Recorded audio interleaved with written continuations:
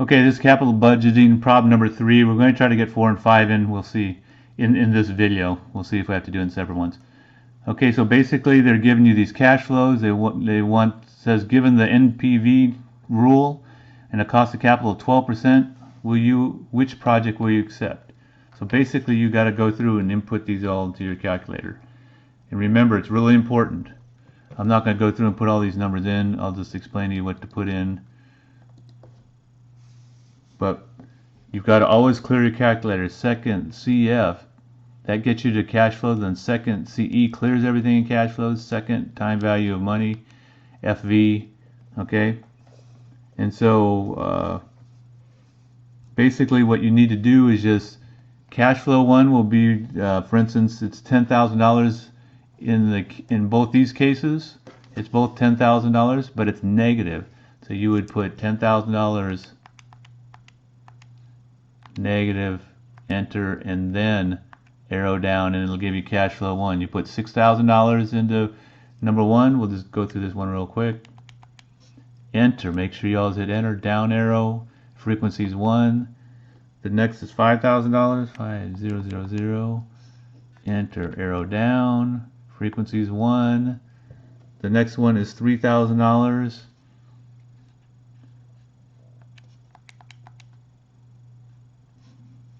Enter, arrow down, frequency is 1, and then there's nothing in period 4. So then you'd hit your arrow down.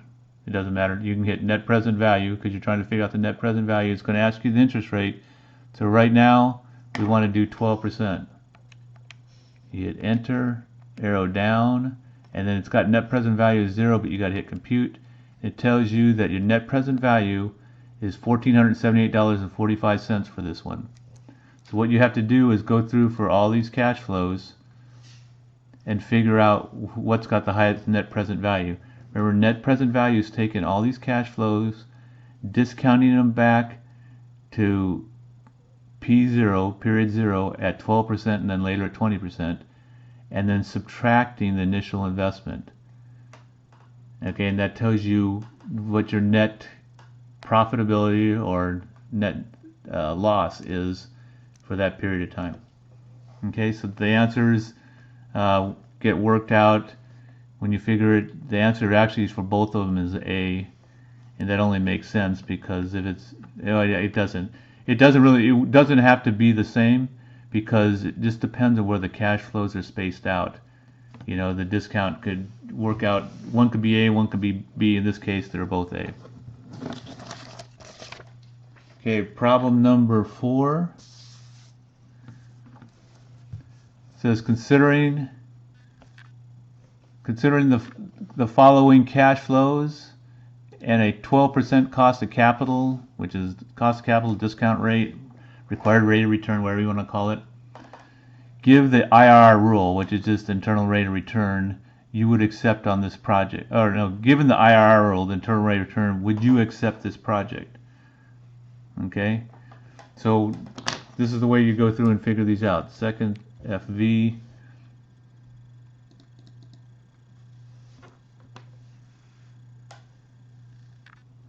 Okay, so it says the IRR rule in the first case. If you go through and put these cash flows into your calculator, and remember, you'd be figuring out IRR at this point.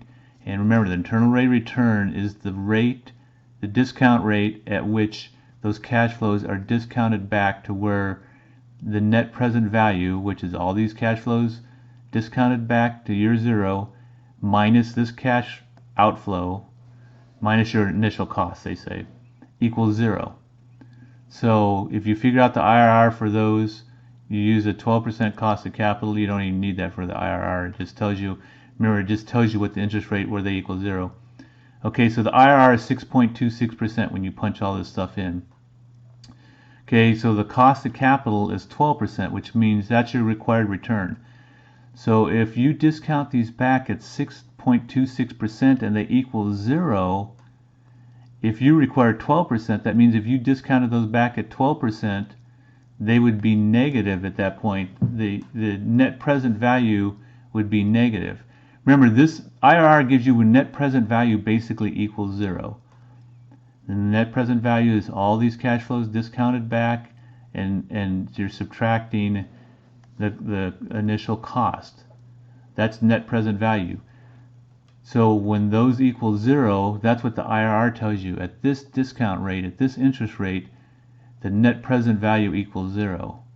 So if it equals 0 at 6.26%, if you have a required cost of capital of 12%, that means these are really going to be a lot less when you discount each one of those at 12%. So would you accept this investment? The answer is no, because if your net present value becomes 0 at 6.62%, which is what the internal rate of return tells you at 6.26%, you discount all these cash flows at that rate and subtract your initial cost, your net present value would be 0. If you did it at 12%, it would be a lot worse. It would discount these a lot more, so you'd be negative. So you would not take that. If it was this was 5%, yeah, you'd take it, because then you'd have a positive net present value. This would be negative. Second part of that, it says, given the net present value rule, would you accept this? Well, and that's just the same part of the same question, because you have a required cost of capital of 12%. So when you're figuring out net present value, remember it asks you what interest rate you plug in. You would plug in 12%. Now the IRR telling you at 6.26% your net present value is going to be equal to 0. If you plug in 12% for your interest rate that you to figure out the net present value, your net present value is going to be negative at that point. So the answer is no, you would not accept that, because your net present value would be negative with using the 12% cost of capital. And it says, what should you do if the above two decisions are not consistent? And in your book it says basically you should go with net present value. IRR and net present value are both good. They're the two most popular, but said basically you should go with net present value if they're not consistent, because there could be two different answers in that case. Okay, so that's the answer to problem number 4, and we also had problem number 3 on this one.